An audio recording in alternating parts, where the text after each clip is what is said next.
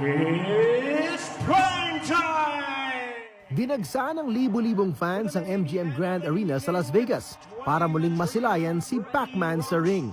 Sa edad na 46 at 4 na taon mula ng huling lumaban, bumalik si Manny Pacquiao para hamunin ang WBC welterweight champion na si Mario Barrios.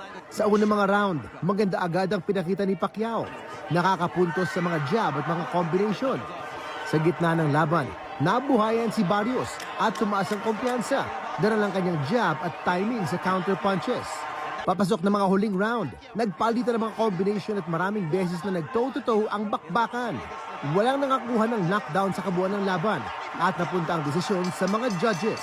115 to 113 in favor of Mario Barrios. 114 to 114. The decision is a majority draw. Dahil sa majority draw, mananatili ang belt kay Barrios. Kapwa